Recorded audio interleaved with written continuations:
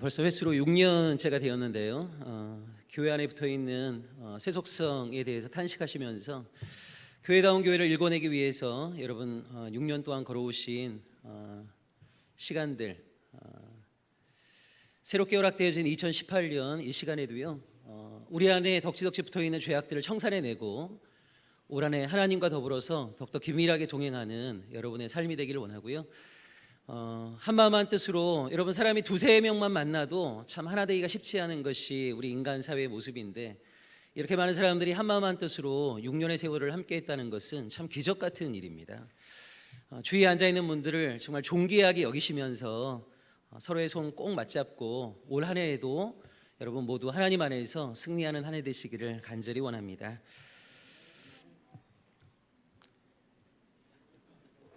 예, 우리 자연스럽게 아주 좋습니다. 예. 예. 정말 여러분 한 분도 올 한해 아프지 않으시고요, 다 영육간에 강건하셨으면 좋겠습니다. 예수님 당시에 이 땅에는 복음이 딱 하나가 있었습니다. 바로 로마의 복음이었는데요. 여러분, 이 복음이라는 말은 원래 로마가 독점하던 단어입니다. 유앙겔리온이라는 말은 기쁜 소식이란 뜻인데요. 당시 로마는 로마 제국 전체에 있는 식민지 백성들에게 시시때때로 복음을 선포했습니다. 자, 근데 이 로마가 독점했던 복음은 주로 어떤 내용이었냐면, 로마의 황제가 등극한다거나 새로운 왕자가 탄생한다거나 아니면 로마가 전쟁에서 승리했다는 내용들이에요. 자, 이런 내용들을 로마는 식민지 모든 백성들에게 복음이라는 이름으로 선포했습니다. 근데 여러분 한번 생각해 보세요. 이 로마가 선포했던 복음이 식민지 백성들에게도 과연 기쁜 소식이었겠습니까? 전혀 그렇지 않습니다. 이 로마가 선포했던 복음은요, 로마에게는 기쁜 소식이었지 모르지만 식민지 백성들에게는 하나도 기쁜 소식이 아니었어요. 자, 이 로마의 복음만이 존재하고 있던 그때에 새로운 복음이 이 땅 가운데 등장한 겁니다. 그게 무슨 복음이에요? 예수 그리스도의 복음입니다. 그 예수 그리스도의 복음은 하나님 나라를 이 땅 가운데 선포한 겁니다. 이 땅에는 많은 사람들을 로마의 지배가 아니라 하나님의 통치를 받으라고 초대한 거예요. 여러분, 예수의 복음이 등장했다는 말은 복음의 충돌이 일어났다는 거예요. 그전까지는 기쁜 소식이라고 강요되었던 것이 로마의 복음밖에 없었습니다. 근데 이제는 우리가 선택할 수 있는 새로운 기쁜 소식이 이 땅 가운데 등장한 겁니다. 바로 예수 그리스도의 복음입니다. 이 그리스도의 복음은 이 땅 가운데 있는 많은 사람들을 하나님 나라로 초대했습니다. 흑암의 권세의 지배 가운데 있던 사람들을 하나님의 통치 안으로 불러들인 겁니다. 자, 이때 로마의 통치가 천년만년 지속되기를 원했던 사람들은 예수가 선포했던 하나님 나라의 복음을 전혀 환영하지 않았습니다. 여러분, 모든 복음에는 환영자와 적대자가 있습니다. 여러분, 이 땅에 하나님 나라가 이루어지는 걸 모든 사람들이 환영할까요? 전혀 그렇지 않습니다. 공평과 정의가 넘쳐나고 주위에 있는 사람들을 나보다 존귀하게 여기고 정말 하나님 앞에서 정직하고 진실하게 살아야 할 것을 요청하는 예수의 복음을 모든 사람이 환영할까요? 전혀 그렇지 않습니다. 힘 있는 사람은요, 자기보다 연약한 사람을 지배하기를 원합니다. 내 한마디 말에 모든 사람들이 꾹뻑하기를 원하는 거죠. 자, 이렇게 군림하기 원하는 사람들, 누군가를 지배하기 원하는 사람들, 내가 가지고 있는 힘을 가지고 누군가를 억압하고 착취하기 원하는 사람들은 이웃을 사랑하라고 하는 하나님의 메시지가 전혀 반갑지 않습니다. 자, 이런 사람들은 하나님 나라를 대적하는 자가 되었습니다. 로마의 복음만이 존재하고 있던 그때에 예수의 복음이 이 땅 가운데 선택되었고, 누가 하나님의 백성이죠? 로마의 복음이 아니라 하나님의 복음을 받아들인 사람들이 바로 하나님 나라의 백성인 겁니다. 그 예수가 초대했던 하나님 나라의 백성이 되겠다 결단하는 사람들이 하나님 나라의 백성인 것입니다. 교회는 어떤 곳입니까? 그 하나님 나라의 백성들이 모인 곳이 바로 교회입니다. 예수 그리스도를 통해 선포된 하나님 나라의 복음만이 선포돼야 될 곳이 교회입니다. 근데 여러분, 너무나 안타깝게도 하나님 나라의 복음만이 선포돼야 될 이 교회가 오늘날 세상의 복음으로 가득합니다. 여러분, 예수 그리스도의 복음을 위협하는 가장 강력한 복음이 뭐예요? 세상의 복음입니다. 이 세상의 복음을 한 문장으로 압축한 것이 바로 요한일서 2장 16절의 말씀이에요. 세상은 어떤 복음으로 사람들을 유혹합니까? 육신의 정욕, 안목의 정욕, 이생의 자랑이라고 하는 복음으로 사람들을 유혹하고 있습니다. 여러분, 육신의 정욕이라는 게 뭐죠? 무엇을 먹을까? 무엇을 입을까, 무엇을 마실까 하는 것에 대한 욕망입니다. 사람들은 점점 몸이 평안해지기를 원합니다. 몸이 힘들지 않기를 원해요. 더 안락하고 더 평안한 삶을 추구합니다. 여러분, 사람들이 오늘날 대형교회로 몰리는 이유가 뭡니까?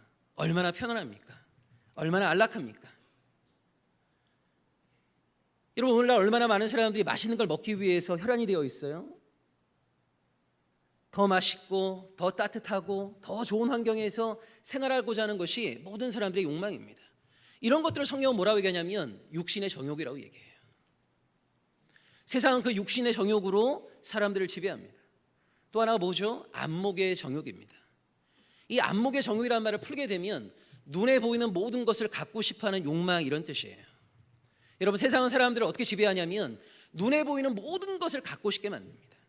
그 안목의 정욕을 부추기는 대표적인 게 뭐죠? 광고입니다. 여러분, 광고를 보세요. 여러분이 TV나 잡지를 통해 광고를 보시게 되면 절대 이렇게 생각하시면 안 됩니다. 내가 광고를 보고 있다. 아니에요.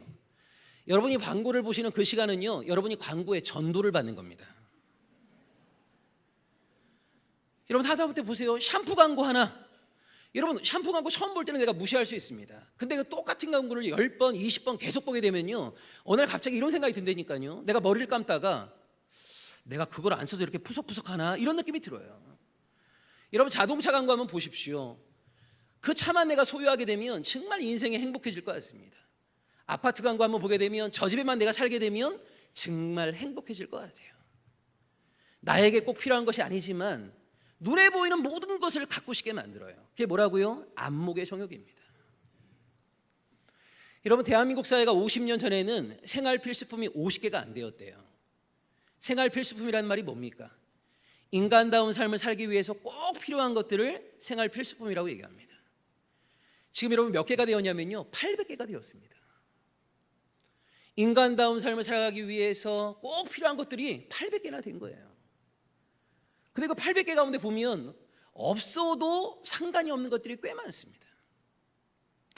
여러분, 요즘 설거지를 손으로 하지 않으시죠? 다 집에 식기세척기 하는 데식은 다 있으시죠? 아이패드나 아이폰 다 있으시죠? 아니, 아직 설거지를 손으로 하세요? 그럼 아직까지 인간다운 삶이 뭔지를 경험하지 못하신 거예요. 여러분, 식기세척기가 생활 필수품이 되었어요. 아이패드나 아이폰이 생활 필수품이 되었어요. 김치냉장고도 생활 필수품이 되었어요. 여러분, 지금 열거했던 이 네 가지는요, 제 인생에 한 번도 없던 것들입니다. 근데 문제는 뭐냐면 그것이 내 인생에 없었지만 저는 한 번도 인간다운 삶을 누려보지 않은 적이 없거든요. 그것이 없다고 한들 저는 조금 더 불편하지 않았어요. 근데 여러분, 세상은 우리를 가만히 내어버려 두지 않습니다. 얼마나 많이 소유했냐라고 하는 것이 마치 우리의 행복을 결정하는 것처럼 얘기를 해요. 더 비싸고 멋지고 좋은 것들을 소유해야만이 우리가 정말 행복해질 수 있는 것처럼, 소유가 행복을 결정하는 것처럼 끊임없이 우리를 전도한단 말이에요. 이것이 바로 세상의 복음입니다. 여러분, 제가 저희 공동체 지체들한테 10여 년 전에 그런 얘기를 한 적이 있습니다. 그때 막 루이비통을 비롯해서 명품 가방이 한참 유행할 때입니다. 제가 가격을 물어보니까 뭐 400만 원, 600만 원 뭐 이 정도 된다고 그래요. 제가 한번 그런 얘기를 했습니다. 만약 내가 명품 가방을 하나 사줘갖고요, 여러분 모두가 평생 행복할 수 있다면 제가 다 사주겠다고 했어요. 진짜 거짓말 아닙니다. 여러분에게도 마찬가지예요. 여러분이 만약 명품 가방 하나를 소유한 것 때문에 평생 행복할 수 있다면, 아니 여러분 400이나 600 정도 투자하는 거, 이거 투자할 만한 가치가 있는 거 아니에요? 근데 문제는 뭐냐면 그 비싼 가방을 산다 한들 우리가 평생 행복할 수 없다는 거예요. 도리어 그거 들고 다니는데 아무도 알아봐 주지 않아 봐요. 얼마나 짜증나겠어요. 아니, 그거 들고 어디 자랑하려고 딱 들고 나왔더니 짝퉁 아니야? 막 이런 얘기하게 되면 여러분 스트레스 받아갖고 암 걸려요. 여러분, 우리가 명품 가방을 가지고 있다고 해서 평생 행복해질 수 있습니까? 천만의 말씀. 행복의 유효기간이 너무 짧습니다. 근데 여러분, 세상은 끊임없이 우리에게 어떤 전도를 하고 있습니까? 많은 것들을 소유해야만이, 넓은 집에 살아야만이, 보다 큰 차를 타야만이 마치 우리가 행복해질 수 있는 것처럼 우리에게 전도를 하고 있단 말이에요. 이것이 바로 안목의 정욕이고 육신의 정욕입니다. 세상은 또 우리에게 어떤 전도를 합니까? 이생의 자랑거리가 많아야만이 편안한 인생을 살 수 있다고 우리를 유혹합니다. 이생의 자랑에 뭐가 들어가죠? 학벌이 들어갑니다. 내세울 만한 직업이 들어갑니다. 남들에게 자랑하고 싶은 가문의 배경이 들어가요. 여러분, 맞습니다. 대한민국 사회는요, 이런 이생의 자랑거리가 많은 사람들이 살기 편한 곳입니다. 여러분, 내세울 만한 학벌이 있는 사람들은요, 평생 사람들에게 존경받습니다. 좋은 대학 나온 사람과 그렇지 않은 사람이 똑같은 말을 한다 하더라도 사람들은 누구에게 권위를 부여합니까? 좋은 대학 나온 사람에게 권위를 부여합니다. 직업 좋은 사람과요, 내세울 만한 직업이 없는 사람이 똑같은 얘기를 한다는들 사람들은 직업 좋은 사람의 이야기를 경청해요. 여러분, 똑같은 말이라 하더라도 큰 교회를 목회하는 목사의 말 한마디 하고요, 20-30명 목회하는 목사의 말, 사람들은 누구에게 권위를 부여합니까? 큰 교회 목회하는 목사의 말에 권위를 부여합니다. 그게 왜 그래요? 이생의 자랑이 이 땅을 지배하기 때문에 그렇습니다. 내세울 만한 것들이 많은 사람들은요, 교회 안에 와서도 힘을 줍니다.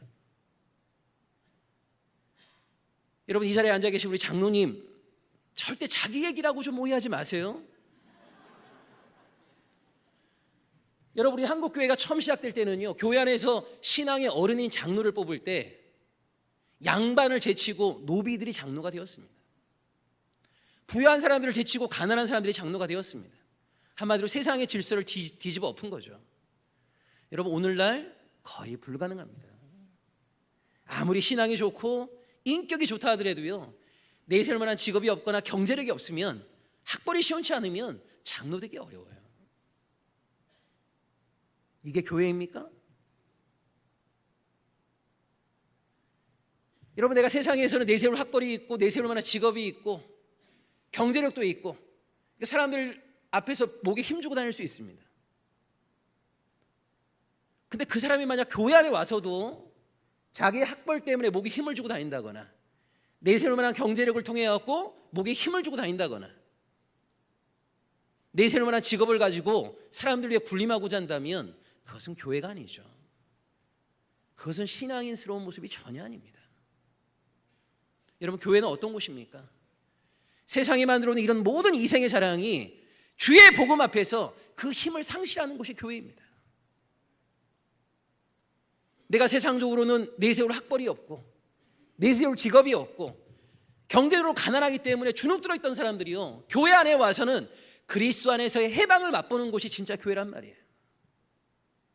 근데 세상의 그 질서, 세상의 그 문화가 그대로 교회 안에 들어오게 되면 이것은 교회가 아니라 세상의 연장일 뿐이에요.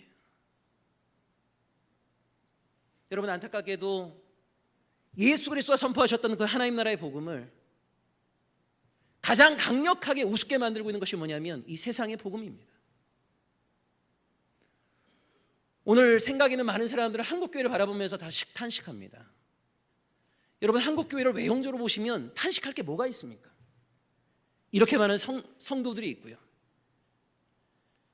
사람들이 많이 모이는 곳으로 따지면요, 전 세계에서 가장 많이 모이는 성도 교회가 우리나라에 있습니다. 전 세계 대형교회 10개 가운데 6개가 우리나라에 있습니다.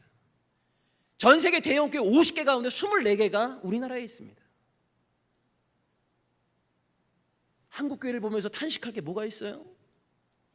여러분, 전 세계 대부분의 교회 일주일에 딱 한 번 예배드립니다. 한국교회요, 일주일에 10몇 번씩 예배드립니다. 이렇게 많은 한국교회가 탄식거리가 뭐가 있겠어요? 인구 대비로 따지면 우리나라가 세계 선교사 파송 1위 국가입니다. 안수받은 목사가 수십만 명입니다. 도대체 한국교회에 탄식거리가 뭐가 있어요? 근데 여러분, 왜 우리는 탄식합니까? 덩치는 이렇게 커졌는데, 예수 믿겠다고 교회를 찾아오는 사람들이 이렇게 많이 있는데, 하나님 앞에 죽기까지 순종하겠다고 목사가 된 사람들이 수십만 명이 있는데,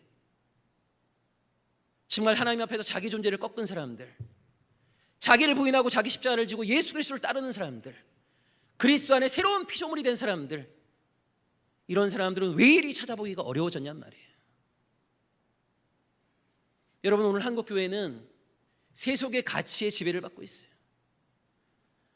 세상의 복음이 하나님이라고 하는 포장지에 둘러싸여갖고 마치 예수의 복음인 것처럼 선포되고 있는 거예요. 그리고 많은 사람들은 하나님의 이름으로 포장지 쌓여있는 세상의 복음을 추종하고 더 좋아하고 있습니다.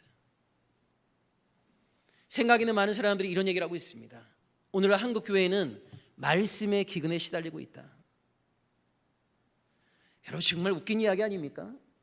이렇게 많은 말씀이 선포되고 있는데요, 매 주중마다 교회마다 성경 공부가 넘쳐나고 있는데요, 근데 말씀의 기근에 시달리고 있다니요. 왜 여러분 한국교회가 말씀의 기근에 시달리고 있습니까? 오랜 세월 동안 하나님의 말씀을 듣지 못하면 말씀의 기근에 시달리는 거예요. 왜 그러면 하나님의 말씀을 듣지 못하죠? 두 가지 이유가 있습니다. 하나님이 말씀하지 않으면 우리는 말씀을 들을 수가 없어요. 하나님이 송신을 끊어버리면 우리는 말씀을 수신할 수 없는 거예요.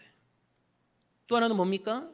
하나님이 아무리 말씀을 송신하신다 하더라도 그 말씀을 수신하지 않으면 말씀을 들을 수 없는 거예요. 말씀을 듣지 못하는 건 두 가지 이유입니다. 하나는 들을 기가 없기 때문에 듣지 못하는 것이고, 또 하나는 듣고자 하지 않기 때문에 듣지 못하는 겁니다. 아무리 하나님이 말씀하신다 한들 말씀을 듣지 않으면 말씀의 기근에 시달립니다. 누가 그랬습니까? 구약의 이스라엘 백성들이 그랬습니다.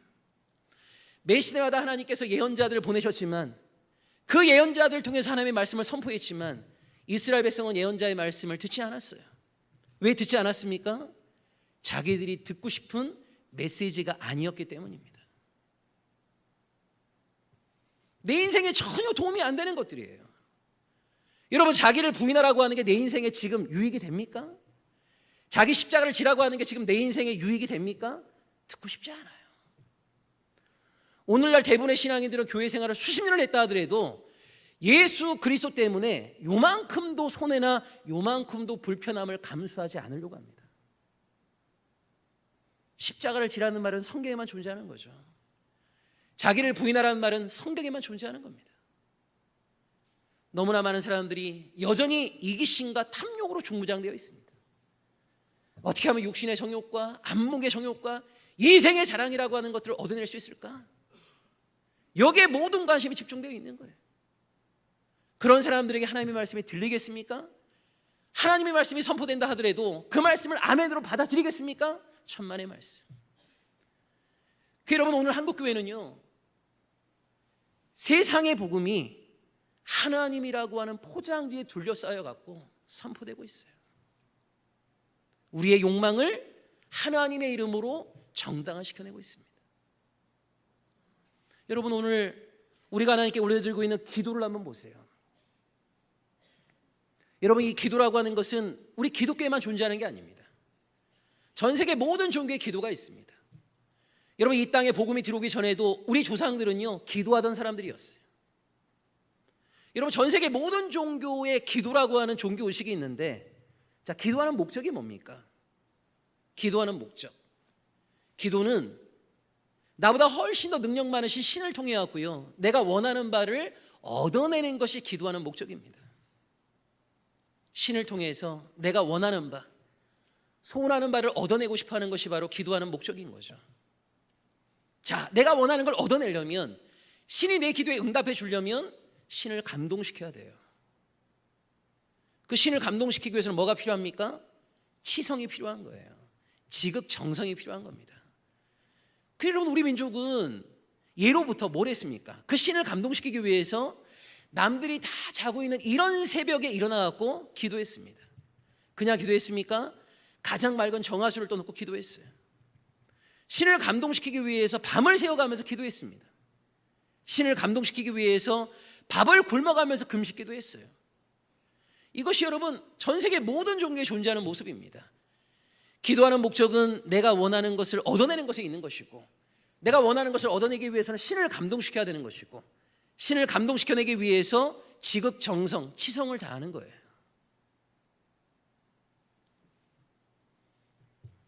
이렇게 기도하는 민족, 우리에게 기독교 복음이 들어왔습니다. 그리고 그 기독교 신앙 안에도 기도라고 하는 종교의식이 있다는 걸 우리가 알게 되었습니다. 그래서 사람들은 기도하기 시작했어요. 자, 그런데 기독교 신앙이 들어온 다음에 그동안 우리가 해왔던 기도하고 일반 종교가 말하는 기도하고 기독교 신앙이 말하는 기도에 무슨 차이가 있는지, 기독교 신앙이 말하는 기도의 특이성이 무엇인지를 우리가 제대로 배우지를 못하고 그냥 우리는 열심히 기도하기 시작했어요. 그래서 어떤 변화가 있었냐면요, 천지신명과 옥황상제에게 빌었던 사람들이, 해와 달과 별을 향해 빌었던 사람들이 이제는 부름의 대상이 하나님으로 바뀌었습니다. 하나님 하면서 기도합니다. 근데 문제는 뭐냐면 기도의 목적, 그 목적을 이루어내기 위한 수단과 방법은 변화가 없다는 거예요. 여전히 많은 신앙인들에게 기도하는 목적은요, 내가 원하는 것을 얻어내며 있습니다. 누구를 통해서요? 하나님을 통해서. 내가 원하는 것을 얻어내기 위해서 어떻게 해야 됩니까? 하나님을 감동시켜야 됩니다. 그래서 여러분, 한국교회 안에 뭐가 발달했습니까? 새벽 기도가 발달했잖아요. 철야 기도가 발달했잖아요. 새벽에 일어나서 밤에 잠을 자지 않고, 그리고 금식 기도가 발달했잖아요. 이게 다 여러분 뭡니까? 하나님을 감동시키고자 하는 거예요.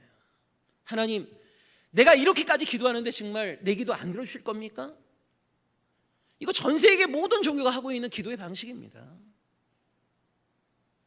자, 여러분 보세요. 우리 성경이 말하고 있는 기도의 가장 중요한 특징이 뭐냐면 기도를 하나님과의 대화라고 합니다. 여러분, 기도를 하나님과의 대화라고 하는 말의 의미가 뭐냐면, 잘 보세요. 우리 기독교의 기도도요, 내가 원하는 것으로 인해서 기도가 시작됩니다. 자, 내가 원하는 바를 얻어내고자 하는 마음으로 기도가 시작이 돼요. 근데 기독교의 기도는요, 내가 원하는 것을 줄기차게 하나님께 밀어붙이는 것이 있지 않습니다. 내가 원하는 것으로 하나님과의 대화가 시작되지만 그 대화의 과정을 통해 갖고 내가 원하는 것이 하나님에게도 과연 원하시는 것인지를 묻는단 말이에요. 이 대화의 과정을 통해서. 나의 원함으로 기도는 시작되지만 나의 원함이 정말 하나님에게도 원하심인 것인지, 아니면 나의 원함과 하나님의 원하심이 다른 것은 아닌 것인지, 이거를 대화의 과정을 통해 갖고 깨달아 알아가는 겁니다. 여러분 보세요. 내가 원하는 것이 하나님에게도 원하심이면 이 기도는 너무너무 아름다운 거죠. 내가 하나님께 간구하고 있는 것이 하나님에게도 기쁨이 된다면 이 기도는 얼마나 아름답습니까? 우리가 이런 기도를 드리는 것은 하나님에게도 기쁨이 돼요. 그런데 문제가 있습니다. 나에게 원하는 것이 하나님의 원하심과 다른 것이 있어요. 나는 지금 당장에 이것이 이루어졌으면 간절함을 가지고 기도하는데 나의 원함이 하나님의 뜻은 아니에요. 나의 원함과 하나님의 원하심이 다르다는 것을 대화의 과정을 통해서 깨달아 알게 돼요. 그러면 기도하는 자는 어떻게 합니까? 나의 원함을 끝까지 하나님께 밀어붙이는 것이 아니라 나의 원함을 내려놓고 궁극적으로 하나님의 원하심을 받아들이는 것이 성경이 말하는 기도의 본질입니다. 잘 보세요. 전 세계 모든 종교의 기도는요, 내가 원하는 것을 얻어내는 것에 목적이 있지만 기독교 신앙이 말하는 기도는 내가 원하는 것을 하나님께 끝까지 밀어붙이는 것이 아니라 하나님의 원하심을 받아들이는 것에서 끝나는 거란 말이에요. 그 하나님의 원하심 앞에서 때로는 나의 뜻, 나의 의지와 나의 욕망을 꺾어내는 것이 기도의 본질입니다. 그 기도의 본질을 가장 잘 보여주는 것이 바로 겟세마네의 기도란 말이에요. 나의 원함으로 시작했지만 예수 그리스도께서 기도를 어떻게 마무리하십니까? 나의 뜻대로 마옵시고 아버지의 뜻대로 하옵소서. 기독교 신앙에 말하는 기도는 뭐예요? 나의 원함이 아닌 하나님의 원하심을 내가 받아들이는 것이 기독교 신앙이 말하는 기도입니다. 그 하나님의 원하심 앞에서 나의 원함을 꺾어내는 것이 기독교 신앙이 말하는 기도예요. 근데 여러분, 이런 기도를 우리가 얼마나 자주 볼 수 있습니까? 예수님은 우리에게 하나님 나라와 그 의를 구하라고 그랬는데 하나님 나라와 의를 구하는 기도가 우리에게 얼마나 많이 존재하고 있습니까? 대부분 내 가정, 기껏해야 내 교회, 우리의 기도는 여전히 우리의 원함으로 가득 차 있어요. 하나님의 원하심에는 별로 관심이 없어요. 내가 원하는 대부분의 것들은 세상 복음이 말하는 내용들이에요. 우리 가족의 육신의 정욕, 안목의 정욕, 이생의 자랑, 이 세상 복음이 하나님이라고 하는 포장지로 둘러싸여 갖고 교회 안에서 지금 선포되고 있단 말이에요. 여러분, 세상은 뭐를 복이라고 얘기합니까? 높은 자리에 올라가는 것을 복이라고 말해요. 부유해지는 걸 복이라고 말합니다. 좋은 대학 들어가는 걸 복이라고 말합니다. 육신이 건강한 걸 복이라고 말합니다. 아무 문제 없이 편안하게 살아가는 것을 복이라고 말합니다. 이것이 세상이 말하는 복입니다. 성경이 말하는 복은 뭡니까? 악인의 꾀를 쫓지 않는 겁니다. 죄인들이 살아내는 그 문화에 동참하지 않는 겁니다. 하나님을 조롱하고 비웃는 오만한 자들과 친구되지 않는 것을 성경은 복이라고 말합니다. 어째 어떤 상황에서건 하나님의 말씀을 묵상하고 하나님과 더불어 함께하는 것을 복이라고 말한단 말이에요. 그런데 신앙인들조차도 이 복을 받기를 원하지 않아요. 교회는 다니고 세례는 받고 예수는 믿고 있다고 말하고 있지만 여전히 우리가 받고 싶어하는 복은 세상의 복입니다. 성경이 말하고 있는 복이 아니에요. 이런 마태복음 5장 3절 이하에 그 팔복이 나와 있지만 팔복을 사모하는 신앙인들이 누가 있습니까? 의를 위하여 핍박을 받는 자는 복이 있나니 아유 그 복은 당신이 가지세요. 가난한 자는 복이 있나니 아유 그 복도 당신이 가지시죠. 애통하는 자는 복이 있나니 그 복도 저 사람에게. 다 그런 복은 갖고 싶어 하지 않습니다. 우리가 유일하게 받고 싶어하는 복은 뭐냐면 아브라함 시대의 족장들의 복이에요. 자녀의 타산, 물질의 풍성함. 더 이상 교회 안에서도요 좁은 문과 협착한 길을 걸어가자고 말하는 것 자체가 불편한 시대가 되어버렸습니다. 왜요? 이런 예수의 복음을 원하는 사람들이 거의 없기 때문입니다. 그 사람들은요 사람이 많이 모이는 교회를 큰 교회라고 생각합니다. 등치가 큰 교회를 큰 교회라고 생각합니다. 그런 큰 교회를 목회하고 있는 목사들을 큰 목사라고 생각을 해요.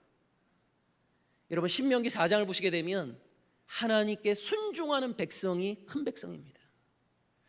하나님의 말씀이 있는 교회가 큰 교회인 거예요. 하나님께 순종하는 자들이 모여있는 곳이 큰 교회입니다. 여전히 우리는 예수를 믿고 있다고 말하지만 세상이 우리에게 심어준 가치, 세상이 우리를 유혹하고 있는 세상의 복음에 우리는 출애굽하지 못했어요. 우리의 가치관이 안 바뀌었습니다. 그래서 교회 안에서도 예수의 복음이 아니라 세상의 복음을 추종하고 그 세상의 복음을 마치 예수의 복음인 것처럼 믿고 싶어하는 신앙인들이 너무너무 많이 있습니다. 잘못된 기도 생활, 잘못된 성령운동, 이런 것들이 한국교회를 지배하고 있는 거예요. 여러분 오늘날 유행하고 있는 신사도 운동이라는 걸 보십시오. 그게 성령운동이랑 무슨 상관이 있습니까? 너무나 우둔한 크리스천들은요 그냥 종교 공동체 안에서 놀랍고 신비로운 일이 일어나면 다 성령의 역사라고 착각을 해요. 사단의 음성과 성령의 음성도 분별하지 못합니다. 여러분 신사도 운동 동영상 보면요 막 이런 일이 벌어집니다. 앞에서 막 집회를 인도하는 사람이요 팔을 휘저어요. 확 이렇게 휘저으면요 여기에 앉아있는 사람들이 다 쓰러집니다. 여기를 휘저으면요 다 쓰러집니다. 한 번도 손을 흔들면요 쓰러진 사람들이 대굴대굴 구르면서 괴성을 질러댑니다. 놀랍죠. 이거 여러분 정말 이성으로 설명하기 어려운 놀라운 일이에요. 근데 여러분 이게 성령의 역사하고 무슨 상관이 있습니까? 아니 여러분 멀쩡히 의자에 앉아있는 사람을 쓰러뜨리는 게 성령의 역사랑 무슨 상관이 있어요? 아니 괴성을 질러대게 만드는 게 성령의 역사랑 무슨 상관이 있습니까? 여러분 옛날 기도원 같은 데 가보면 막 이런 것들 많이 있었습니다. 여러분 성락교회가 그랬잖아요. 예배 다 끝나고 나면 사람들 앞에 나와갖고요 막 쓰러뜨립니다. 이렇게. 아니 멀쩡하게 서 있는 사람을 쓰러뜨리는 게 성령의 역사랑 무슨 상관이 있습니까? 근데 사람들은 그런 것들을요 성령의 역사라고 생각을 해요. 멀쩡한 이빨 붙잡고 기도하면 금이빨로 바뀐다, 이런 걸 성령의 역사라고 생각을 해요. 우리가 추구하는 성령은 다 뭡니까? 내가 원하는 바를 응답해 주는 하나님인 거예요. 그냥 우리의 욕망에 답해 주는 하나님. 저는 우리가 성령의 역사라고 생각하는 많은 것들이 악령의 역사라고 봅니다. 여러분 그걸 잘 보셔야 됩니다. 우리 성경은 이렇게 얘기합니다. 성령 하나님은 우리를 돕기 위해서 보내주신 하나님이에요. 우리의 무엇을 돕기 위해서 성령 하나님을 보내주신 겁니까? 요한복음 14장 26절을 보면 하나님의 말씀을 기억나도록 돕기 위해서, 하나님의 말씀을 깨닫도록 돕기 위해서 성령 하나님을 보내주셨습니다. 여러분 우리가 인생을 살다 보면 무엇이 하나님의 뜻인지 너무너무 헷갈릴 때가 많이 있어요. 하나님의 뜻을 알고 싶은 간절함이 넘쳐날 때가 많이 있습니다. 그때 우리로 하여금 하나님의 뜻을 깨달을 수 있도록 도와주시는 분이 누굽니까? 성령 하나님이십니다. 자, 하나님의 뜻을 알게 되었습니다. 하나님의 뜻 따라 살고 싶어요. 근데 우리의 육신의 연약함, 우리 안에 있는 죄성 때문에 하나님의 뜻이 무엇인지는 알고 있지만 하나님의 뜻대로 살아가지 못하는 것이 우리의 모습입니다. 그때 하나님께 순종하고자 하는 우리의 순종을 도와주시는 분이 누구시냐면 성령 하나님이십니다. 여러분 성령은 우리를 돕기 위해서 성부와 성자 하나님이 보내주신 선물이에요. 우리의 무엇을 돕기 위해서입니까? 하나님의 뜻을 깨닫도록 돕기 위해서. 깨달은 하나님의 말씀 따라 순종하며 살아갈 수 있도록 우리를 돕기 위해서 성령 하나님을 보내주셨단 말이에요. 그래서 여러분 진짜 성령 충만한 사람들은 하나님의 말씀으로 충만한 사람들이에요. 진짜 성령 충만한 사람들은 하나님에 대한 순종으로 충만한 사람들입니다. 찬양 시간에 미친 듯이, 기도 시간에 미친 듯이 몇십 세씩 점프하는 사람들이 성령 충만한 사람들 절대 아닙니다. 멀쩡하게 앉아있는 사람들을 넘어뜨리는 사람이 성령 충만한 사람 절대 아니에요. 괴성을 지르게 만드는 게 성령 역사랑 무슨 상관이 있습니까? 조금만 신비하면 성령의 역사인 줄 알고 거기에 속아 넘어가는 사람들을 사단이 지배하고 있는 거란 말이에요.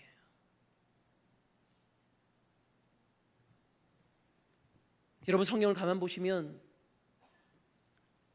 사단은 광명한 천사의 모습으로 우리를 유혹합니다.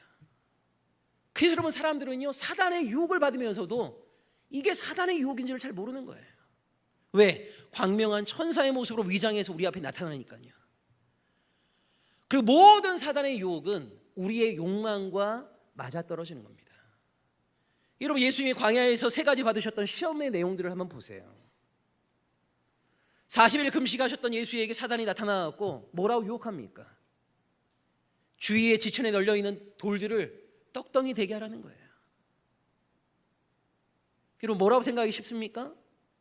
나의 배고픔, 나의 이 공고한 처지를 하나님이 불쌍히 여기셔서 나를 도와주시는 거나 이렇게 생각이 쉬워요. 나에게 절만하게 되면 천하만국을 다스리는 권세를 주겠다. 하나님이 나로 하여금 천하를 다스릴 수 있는 은총을 허락하시는구나.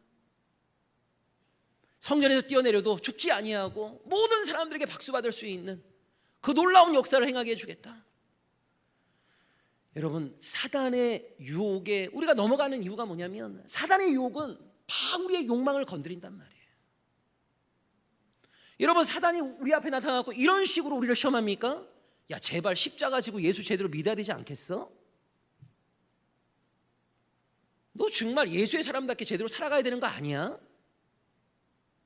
자기를 부인하고 나보다 남을 낫게 여겨야 되는 거 아니야? 더 진실하고 정직하고 거룩하게 살아가야 되는 거 아니야? 라고 사단은 우리를 유혹하지 않아요. 사단은 우리 안에 있는 욕망을 다 건드려요. 우리 안에 있는 욕망이 하나님의 응답인 것처럼 우리를 유혹하는 존재가 사단이에요.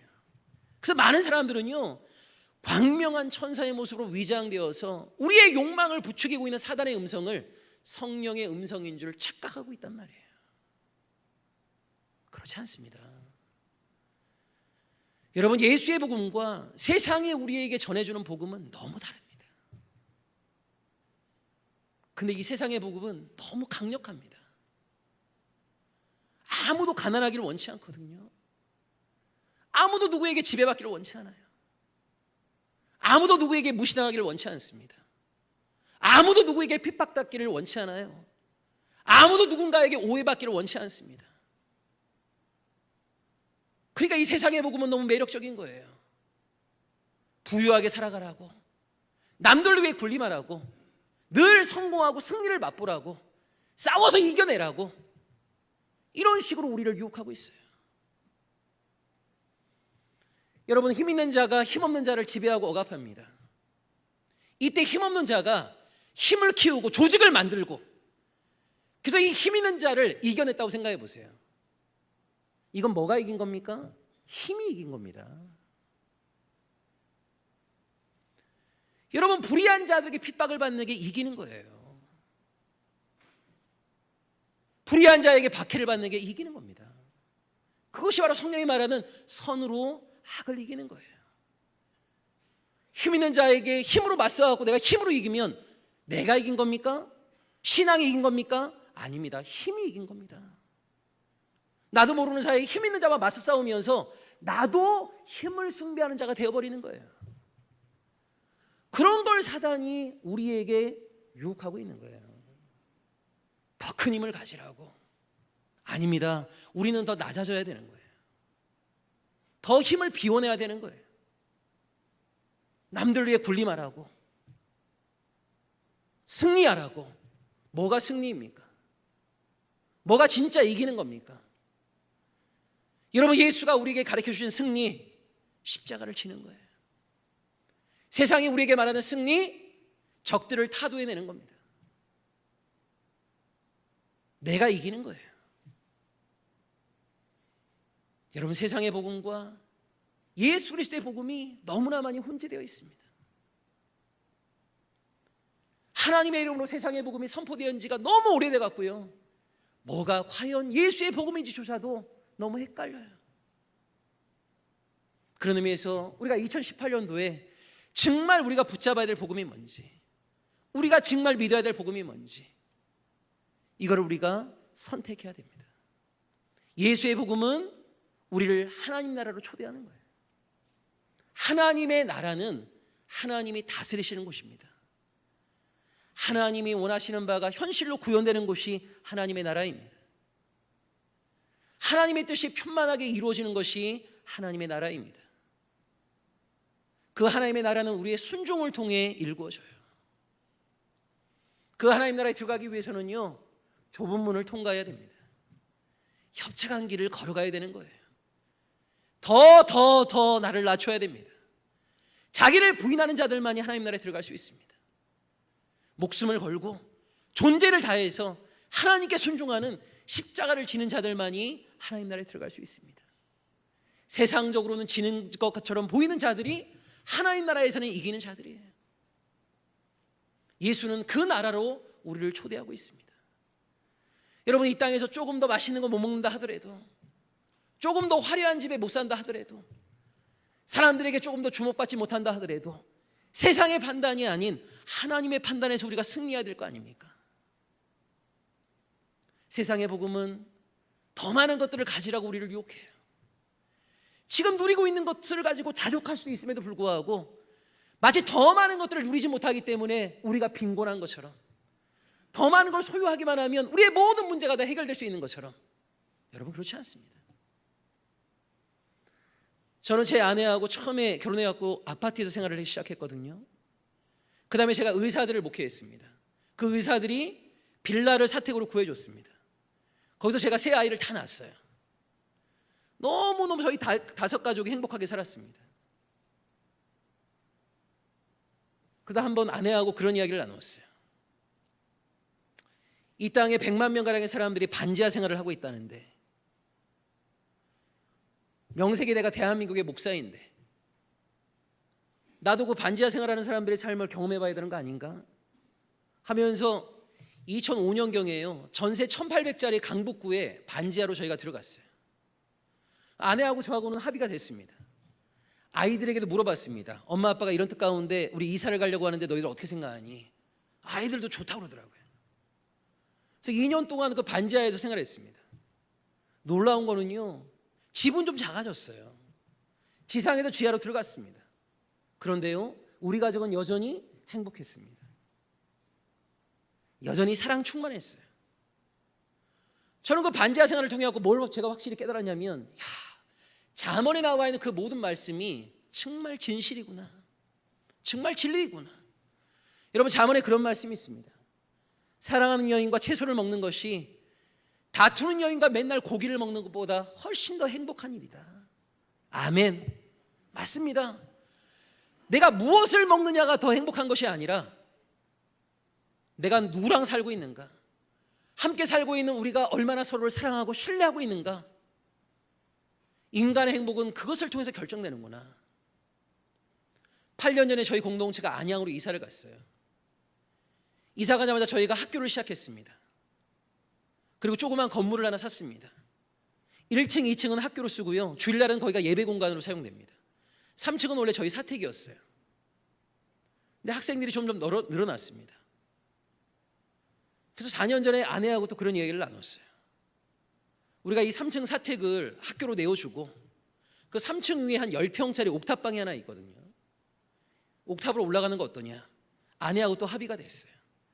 이번에도 세 자녀를 앉혀놓고 물어봤습니다. 엄마 아빠가 이런 뜻 가운데 옥탑으로 이사 가려고 하는데 너희 어떻게 생각하니? 아이들이 이러더라고요. 이 땅 밑에서도 살아봤으니까 위에서도 한번 살고 싶다고. 또 이사를 했어요. 지금 4년째 옥탑에 살고 있습니다. 전혀 불편하지 않아요. 아파트에 살 때건 빌라에 살 때건 반지하에 살 때건 지금 10평짜리 옥탑방에 살 때건 간에 저희 가정의 사랑은 변함이 없어요. 무엇을 먹느냐, 어디에 사느냐, 이것이 여러분의 가족의 행복을 결정하지 않습니다. 더불어 함께하고 있는 사람들이 얼마나 서로를 신뢰하고 있는가, 사랑하고 있는가, 믿고 있는가, 이것이 더 중요한 거예요. 근데 여러분, 세상은 우리를 가만 놔두지 않아요. 마치 오늘 우리 가족이 행복하지 않은 것이 너무 집이 작아서인 것처럼, 차가 작아서인 것처럼, 부유하지 않아서인 것처럼, 자녀가 좋은 대학에 들어가지 못해서인 것처럼 세상은 끊임없이 우리를 괴롭히고 있단 말이에요. 여러분, 세상에 나가서 살아가는 동안 우리가 세상의 복음으로부터 전도받지 않는 시간이 있습니까? TV를 켜도 세상의 복음의 전도를 받는 것이고, 미용실 가서 잡지를 봐도 세상 복음의 전도를 받는 것이고, 동창을 만나고 이웃을 만나도 세상의 복음의 전도를 받고 있는 거예요. 더 많은 것들을 갖도록 더 힘있고 강력해질 것을 요청하고 있어요. 그것이 마치 우리의 삶을 새롭게 만들 수 있는 것처럼 그렇지 않습니다. 우리 하나님은 우리 인간을요 그렇게 창조하지 않았어요. 많은 것들을 소유해야만이 행복할 수 있는 존재로 우리 인간을 창조하지 않았습니다. 여러분, 맞습니다. 가난하면요 불편한 것이 많이 있죠. 부유하면요 훨씬 더 잘 살 수 있습니다. 그걸 제가 모르는 거 아니에요. 그걸 제가 부인하는 거 아닙니다. 그런데 잘 보십시오. 부유함은 우리를 육신적으로는 더 행복하게 만들 수 있을지 모르지만 그 부유함 자체가 우리를 하나님으로부터 멀어지게 만들 수 있다는 걸 기억하셔야 돼요.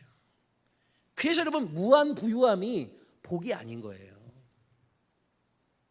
세상은 그것을 복이라고 말하지만 성경이 그것을 복이라고 말하지 않는 이유가 있는 겁니다. 여러분, 잠언 30장 8절과 9절에 보게 되면 아굴이라고 하는 사람의 기도가 나옵니다. 아굴이 하나님께 뭐라고 기도합니까? 나를 너무 부하게도 마옵시고 가난하게도 마옵소서. 아니 여러분, 부가 만약 하나님으로부터 우리가 받을 수 있는 복이라면 더 부유하게 해달라고 기도해야 되는 거 아니에요? 근데 아굴은 그렇게 기도하지 않습니다. 나를 너무 부유하게 마옵시고라고 기도하는 거예요. 아니 왜 부유하게 마옵시고라고 기도하죠? 아굴은 뭘 알고 있는 겁니까? 여러분 보세요. 여러분이 진짜 주위에 막 50억 100억 쌓아놓고 있다고 생각해 보세요. 하나님이 뭐가 필요합니까? 하나님께 울며 기도하지 않아도요 여러분이 쌓아놓고 있는 그 돈을 가지고 해결할 수 있는 일들이 엄청 많습니다. 여러분, 부가 우리를 하나님과 더 가깝게 만드는 것이 아니라 때로는 내가 소유하고 있는 그 부유함이 하나님 없이도 살아갈 수 있도록 우리 마음을 든든하게 만든단 말이에요. 부가 때로는 하나님과 우리 사이를 점점 멀어지게 만드는 사단의 계략이기도 하단 말이에요. 그래서 여러분, 성경은 무한 부유함을 복이라고 말하지 않는 거예요. 근데 세상의 복음은 우리를 끊임없이 그렇게 유혹하고 있는 거예요. 무한 권력과 무한 부유함이 마치 복인 것처럼, 그것만 소유하게 되면 우리의 인생이 확 바뀔 수 있는 것처럼, 끊임없이 행복해질 수 있는 것처럼 우리를 유혹하고 있어요. 우리의 욕망이 그런 세상의 복음의 소리에 귀를 기울이고 있습니다. 그리고 거기에 넘어가 버렸어요. 그래서 오늘날 너무나 많은 교회 안에서 하나님의 이름으로 선포되고 있지만 세상의 복음이 마치 예수 그리스도의 복음인 것처럼 교회를 지배하고 있습니다. 여러분, 이러한 때에 우리는 다시 내가 어떤 복음을 받아들이는 자가 될 것인가를 선택해야 됩니다. 로마의 복음만이 존재하고 있던 그때 예수의 복음이 이 땅에 선포되어진 것처럼, 그래야 로마의 복음이 아니라 예수의 복음을 받아들인 사람이 하나님의 백성이었던 것처럼, 오늘 이 시대를 지배하고 있는 이 세상의 복음, 육신의 정욕과 안목의 정욕과 이생의 자랑을 부추기고 있는 이 세상의 복음에 맞서 예수의 복음을 받아들인 사람이 신앙인이에요. 그 예수의 복음을 내 삶의 중심에 두고 하나님과 동행하고자 하는 자가 하나님 나라의 백성입니다. 여러분, 세상의 복음에 순종하는 세상의 사람이 되겠습니까? 아니면 하나님의 복음에 순종하는 하나님 나라의 백성이 되겠습니까? 교회를 다닌다고 내가 하나님 나라의 백성이라고 여러분 착각하지 마십시오. 교회는 다니지만 세상의 복음에 순응하고 세상의 복음을 붙잡고 세상의 복음에 존재를 다하는 세상의 사람으로 우리가 살아갈 수 있는 거예요. 하나님도 섬기면서 세상의 복음도 포기하지 못하는 우상 숭배자로 우리가 살아갈 수 있는 겁니다. 그러한 이중적인 삶을 이제는 청산해야 됩니다. 오직 하나님만을 믿는 하나님의 백성으로, 세상의 복음에 무릎 꿇지 아니하고 예수가 선포하신 그 복음만을 붙잡는 하나님 나라의 백성으로 더 진실해지고 더 정직해지고 더 거룩해지고 세상의 모든 욕망으로부터 더 자유해지고 오직 하나님과 동행하는 그 하나님 나라의 백성의 길, 이 자리에 있는 우리 모두가 더욱더 신실하게 걸어갈 수 있기를 간절히 소망합니다. 그 길 가운데 여러분 홀로 외로이 걸어가지 말라고 하나님께서 이 귀한 믿음의 동역자들을 여러분 주위에 허락하셨습니다. 믿음의 동역자들의 손 꼭 붙잡고, 때로는 세상 사람들이 이해할 수 없는 그 길이지만 우리가 걸어가야 될 그 유일한 길, 그리스도의 길, 예수의 복음, 하나님 나라의 그 길을 믿음의 동역자들과 손 꼭 맞잡고 더욱더 힘차게 신실하게 걸어가는 2018년 우리 모두가 될 수 있기를 간절히 소망합니다. 기도하겠습니다.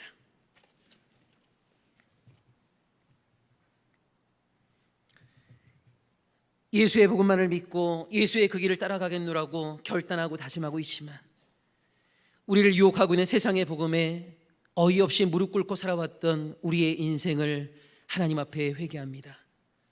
하나님, 우리는 예수의 이름으로 때로는 세상의 복음과 우리는 예수의 이름으로 육신의 정욕과 안목의 정욕과 이생의 자랑을 추구하고 살아온 것은 아닌지 이 시간 하나님 앞에 우리의 삶을 다시 한번 내려놓습니다. 하나님, 예수를 믿는다고 말은 하고 있지만 자기 부인하기가 너무나 어려운 것이 우리의 존재입니다. 예수를 믿는다고 말은 하고 있지만 십자가를 조금도 지고 싶어 하지 않는 것이 우리의 존재입니다. 예수를 믿는다고 말은 하고 있지만 정직하고 진실하게 살아가는 것이 너무나 두려운, 의를 위하여 핍박을 받는 것이 너무나 괴로운 우리의 연약한 존재됨을 하나님 긍휼히 여겨주시기를 간절히 원합니다. 그리하여 이 땅에 하나님의 말씀은 선포되고 있지만 아무도 그 말씀을 원하지 않고 하나님의 말씀을 머릿속에는 저장하고 있지만 손과 발로 살아내지 못하는 형식적 종교인들이 이 땅에 넘쳐나고 있습니다.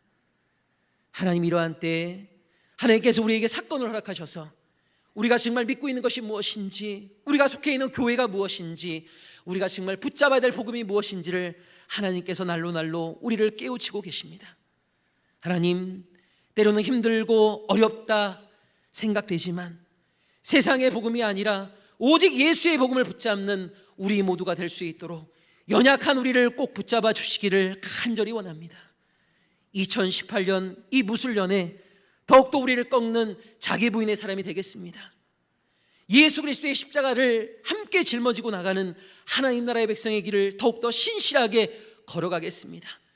승리하고 성공하는 것이 이기는 거라고 말하고 있는 이 시대 가운데서 여전히 하나님의 통치 안에 거하는 것이 진짜 이기는 것이고, 하나님과 동행하는 것이 진짜 이기는 길임을 우리의 삶을 통해 증거하는 2018년을 살아내겠습니다. 주의 성령님, 연약한 우리 한 사람 한 사람을 꼭 붙잡아 주시고 하루하루 생각이 바뀌는 우리를 꼭 붙잡아 주셔서 2018년 우리 모두가 하나님의 통치 안에 거하는 아름다운 인생의 길을 걸어갈 수 있도록 우리의 삶을 친히 주관하여 주옵소서. 예수 그리스도의 이름으로 기도합니다. 아멘.